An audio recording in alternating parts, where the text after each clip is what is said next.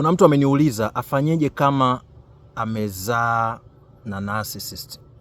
Walikuwa kwenye ndoa au ni wapenzi tu na wamezaa watoto ama mtoto. Inawezekana umezaa na narcissist. Mtu mwenye aiba hii yenye utata, aiba hii ya kutokuwa na huruma ya kweli, mtu ambaye anafurahia maumivu ya watu wengine. Cha kwanza kumbuka, huwezi kufanya kitu kinaitwa co-parenting na narcissist. Kuna hii njia mashuhuri ambayo inatumika kwa watu ambao wameachana na wana watoto au wana mtoto, wanafanya co-parenting, wanashirikiana katika ulezi. Huwezi kufanya hivyo na mtu mwenye aiba hii, kwa sababu yeye anafanya kazi kinyume chako. Kwa hiyo cha ajabu ni kwamba narcissist atatumia watoto kukuumiza. Atatumia watoto kukuumiza. Kwa nini ufanye? Jambo la kwanza kumbuka, kama tu labda ndo umetoka au kwa mfano kisheria yeye ndo mwenye haki ya kukaa na wale watoto kulingana na mazingira, yeye ndo yuko na watoto, jua huna cha kufanya kwa wakati huo. Ukitaka kuingia katika taratibu za kisheria kwa haraka sana kabla hujawa katika hali nzuri ya kihisia, itakuongezea maumivu maradufu. Na ndio maana wanashauri kipaumbele ni wewe.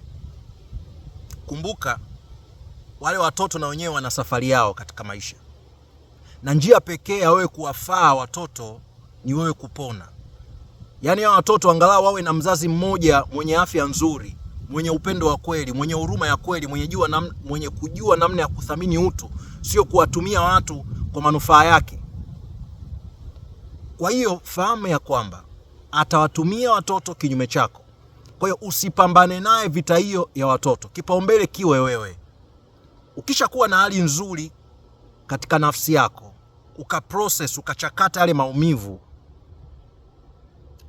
na ukawa katika hali nzuri ya kiuchumi, maana kundi kubwa la watu baada ya kuachana na narcissist, unaondoka ukiwa una kitu, unaenda kuanza upya. Kwa hiyo kwa namna yoyote ukijaribu kuingia katika mapambano na narcissist kabla hujajiweka sawa kisaikolojia na kiuchumi, utakuwa katika upande wa kushindwa. Ndio maana ni muhimu sana, anza safari ya uponyaji, jiweke vizuri katika kiuchumi, then utafuata taratibu za kisheria. Na baada ya kufuata taratibu za kisheria, jua njia utakayoitumia ya kulea hao watoto ni njia ya ulezi sambamba na sio ulezi wa ushirikiano. Kwa hiyo ukihitaji ushauri wa kibinafsi, kama wewe ni mwathirika wa manyanyaso ya kinarcissistic na unataka ushauri binafsi, unaweza ukabook session yako, ni check inbox. Kwa hiyo kama uko tayari kuwekeza katika safari yako ya uponyaji, ni check inbox. Lakini pia kumbuka, hata kama huna uwezo wa kulipia session, na sio mimi peke yangu ambaye ninaweza nikafanya coaching, wako makocha wengi, au wako wengine matherapist, hata wengine wako kwenye mazingira yako, jirani zako kabisa. Kwa hiyo ulizia, ukipata watu watakao kusaidia kisaikolojia, hakikisha tu awe ni mtu ambaye ana uzoefu wa kutosha kuhusiana na manyanyaso ya kinarcissistic. Maana vinginevyo unaweza kaangukia kwa mtu ambaye akaendelea kukuumiza zaidi. Kwa sababu manyanyaso ya kinarcissistic huwa anapenda kusema yanatokea nyuma ya pazia. Sio rahisi kwa mtu wa kawaida kuyatambua, hata kama yupo kwenye fani ya saikolojia. Na kuna wengine ni wana saikolojia kabisa, mwingine ni mshauri lakini ni narcissist, hawezi kukusaidia kuwa huru. Kwa hiyo sasa, kama hauna uwezo, ziko content nyingi for free.